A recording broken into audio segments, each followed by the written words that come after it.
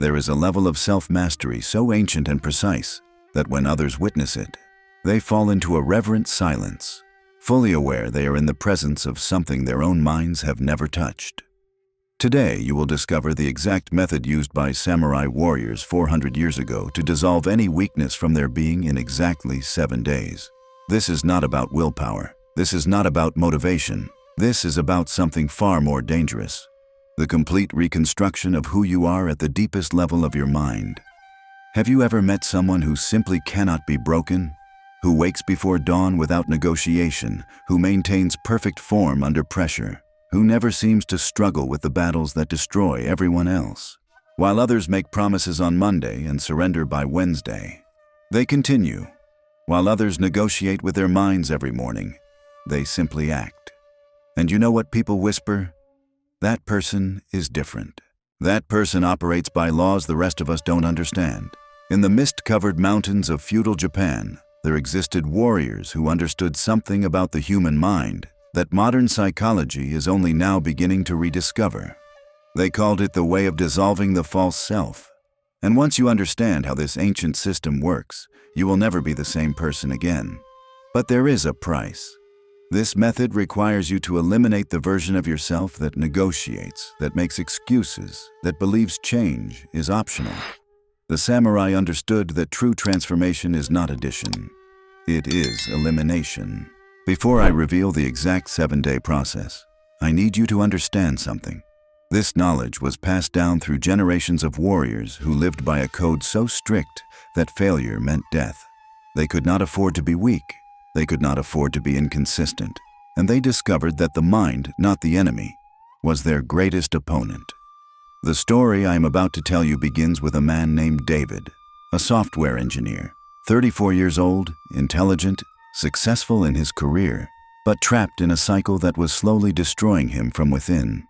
Every morning he would wake up with the same promise: today I will exercise. Today I will eat properly. Today I will meditate. Today I will be different. By evening he would collapse into his familiar patterns: fast food, endless scrolling, staying awake too late, making the same promise for tomorrow. The cycle had been repeating for 3 years. He had tried everything: habit tracking apps, accountability partners, reward systems, punishment systems. Nothing lasted more than 2 weeks. David thought his problem was discipline. He thought his problem was motivation. He was wrong. His problem was that he was fighting a war with weapons that could never win. He was trying to change his behavior while leaving his identity completely intact. The breakthrough came when David discovered something that changed everything. In ancient Japan, when a young man entered samurai training, the first thing that happened was not physical conditioning. It was not weapons training. It was the complete dissolution of who he thought he was. The masters understood that you cannot build a warrior on the foundation of a civilian mind. They called this process seppuku of the ego, not the physical act, but the psychological death of the weak self. And modern neuroscience has now proven why this worked. When you try to change behavior while keeping the same identity, your brain fights against you with everything it has. But when you change identity first, behavior becomes automatic. In the sacred halls of Zen temples, there exists a principle so powerful that it has created unbreakable consistency for over 800 years.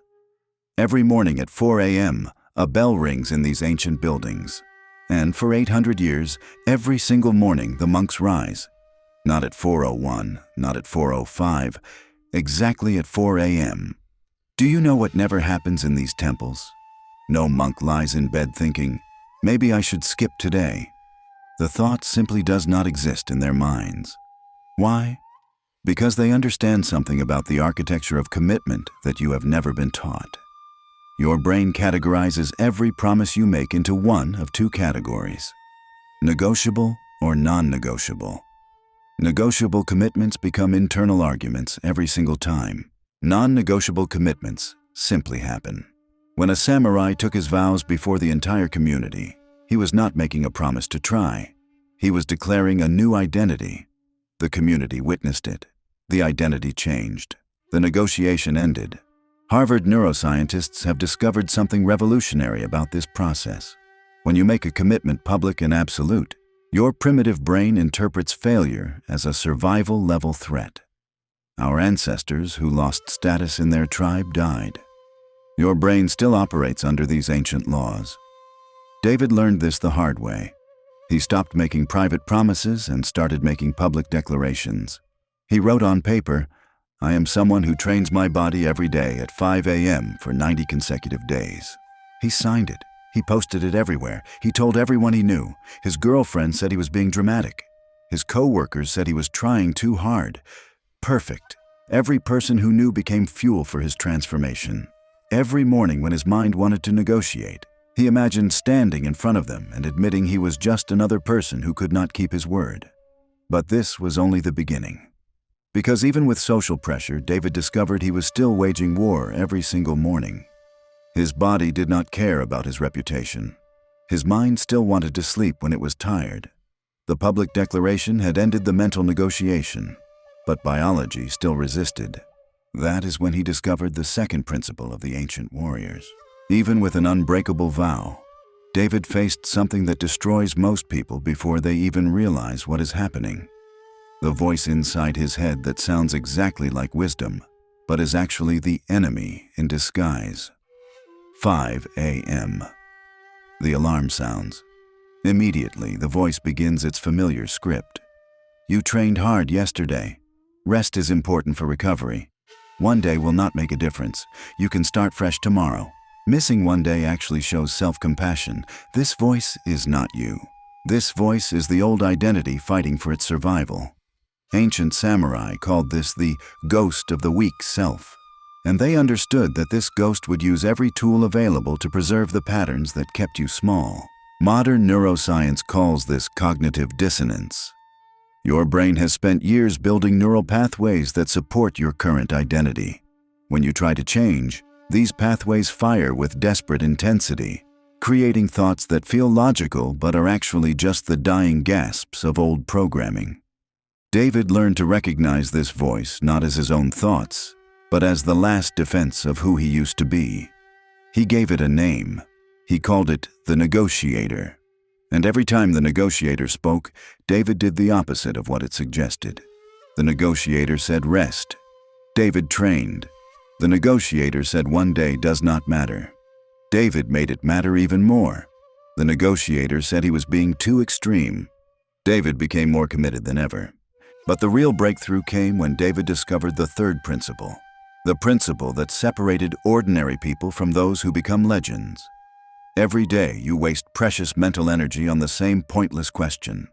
When will I do this? Now or later? Morning or evening? Before breakfast or after? This decision burns glucose in your brain that should be used for execution instead of deliberation. You are wasting fuel deciding when to drive instead of actually driving. The ancient warriors understood this. They eliminated time as a variable. They chose one path and walked it every single day until walking it became as natural as breathing. David chose 5 a.m., not because he was naturally a morning person, not because he loved watching the sunrise. He chose 5 a.m. because at 5 a.m. the world was asleep. No messages, no noise, no distractions, no excuses. The time was not about optimization. It was about elimination. Eliminating every chance to delay. The first week was brutal. His body fought against the new pattern with everything it had. This is normal. Your body is a machine that runs on established routines, and you are forcing it to build a new routine from nothing. It will resist. But by the second week, something remarkable began to happen. David started waking up 2 minutes before his alarm. His body was preparing for what it now expected. By the 14th day, the alarm sounded, and his feet touched the floor before his conscious mind even engaged.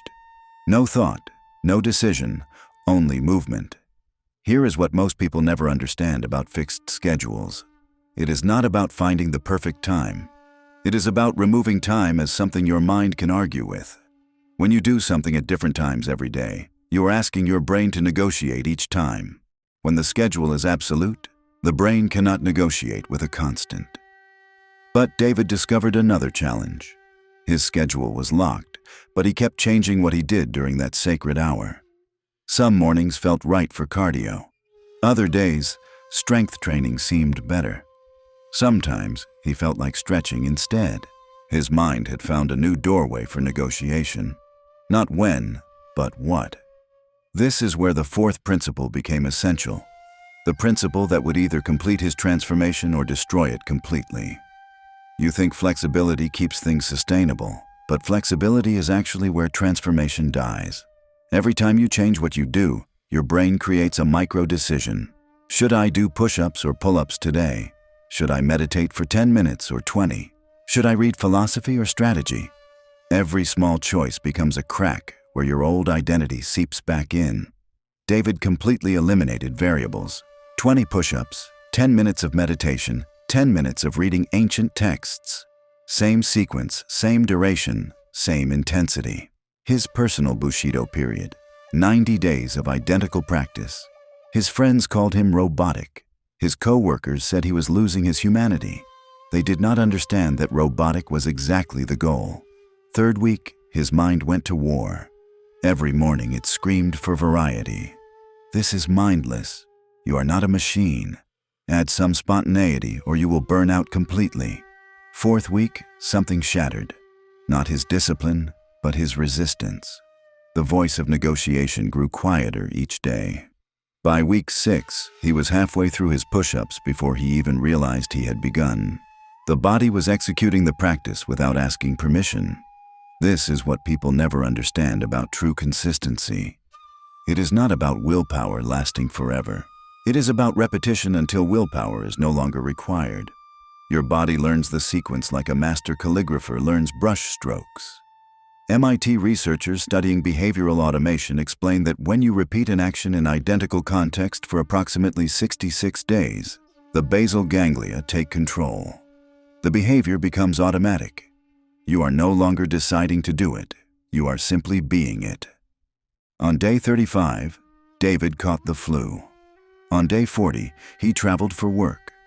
This is where ordinary commitment dies, where everyone surrenders, because perfect practice requires perfect conditions, and perfect conditions never exist in the real world. But the ancient masters understood something about gaps that changes everything. Practice must continue without even a moment of interruption, because in that gap, all your old patterns return like water rushing back into an abandoned riverbed. What saved David when everything went wrong was understanding that practice does not require perfection. It requires continuity. A river never stops flowing. During drought, it becomes a trickle, but it never stops. The moment it stops, it is no longer a river. It becomes a memory. Your practice follows the same law. The moment you create a gap, you are no longer practicing. You are someone who used to practice. Travel day arrived on day 40. Airport at 4 a.m. Meetings until midnight. No gym anywhere. David did push-ups in the airport bathroom. Passengers stared at him like he had lost his sanity. Perfect. He meditated in the taxi. He read on the plane. Nothing was ideal. Yet everything maintained momentum toward the same identity he had declared 90 days earlier. This is what the samurai called GI, the practice that perpetuates itself. That is when people truly began to notice. Colleagues said he seemed different. Friends said he was becoming obsessive. Someone actually told him his discipline was not healthy, that normal people do not act this way. When you hear these words, you know you have found the right path. Normal people achieve normal results. You are not trying to be normal. You are training to become unbreakable. Your child becomes sick. Your car breaks down on the way to training. Your boss demands you stay late. These are consistency killers because you have not predetermined how to handle them. Every time an unexpected obstacle appears, you must make a decision under stress. And that decision, in the chaos of the moment, will always choose the path of least resistance. The obstacle wins because you are fighting a battle you never prepared for. Zen monasteries have operated for centuries without missing a single day of practice. Earthquakes, wars, famines, the practice continues unchanged. How? They do not make decisions when obstacles arise. The response already exists. When the meditation hall floods, they move to the dining hall. When the dining hall burns, they sit in the courtyard. There is no meeting, no discussion, no negotiation. The bell rings. They act. David wrote down every obstacle that had ever broken his consistency before and predetermined the exact response to each one. Plan for rain, push-ups in the garage, guests staying overnight, silent workout in the bathroom, sickness, which should not happen. But if it does, 5 push-ups, 3 minutes of meditation, 1 page of reading. Each scenario had its locked response. When X happens, I do Y. No thinking, no negotiating, just execution. The power of this extends beyond maintaining sequence. You stop wasting mental energy on decisions. Your brain knows that no matter what happens tomorrow, the practice continues. This certainty transforms your entire nervous system. A Yale behavioral psychologist studying decision-making found that when you pre-decide your actions, you eliminate decision fatigue from the critical moment. Your prefrontal cortex, responsible for willpower, remains intact to execute rather than deliberate. Day 70. David's practice had become completely unconscious. He would sometimes complete his morning sequence without memory of doing it. His body simply moved through the ritual like programmed machinery. His girlfriend's mother visited for a week. He did push-ups in the bathroom at 5 a.m. The practice continued because the answers were already written. On day 90, he completed his personal Bushido period, 3 months of uninterrupted practice. But something deeper had occurred. He was no longer the same person. Friends literally said his consistency was frightening. His response was immediate. Good. Because when your discipline makes others uncomfortable, you are finally operating at the correct level. Your existence proves that everything they claim is impossible is actually just uncomfortable. They need you to slow down so they can feel better about standing still. But you are not practicing for them. You are practicing because you have discovered the secret.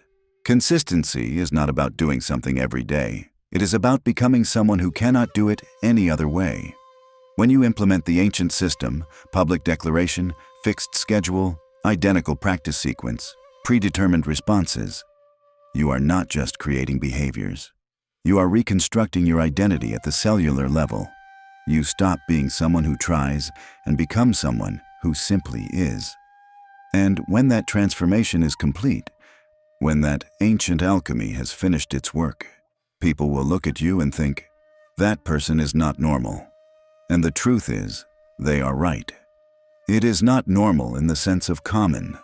It is normal in the sense of fully realized potential. The samurai method will not make you a better person. It will make you a different person. Someone others will observe and know they are witnessing something their own minds have never touched. If this knowledge has awakened something within you, tell me in the comments what identity you will publicly declare today. Remember, the discipline that unsettles others is the only discipline worth possessing. Now it's your turn to step onto the path.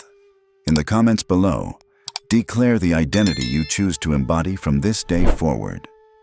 Not a goal, not a plan, an identity. Who do you become when hesitation ends?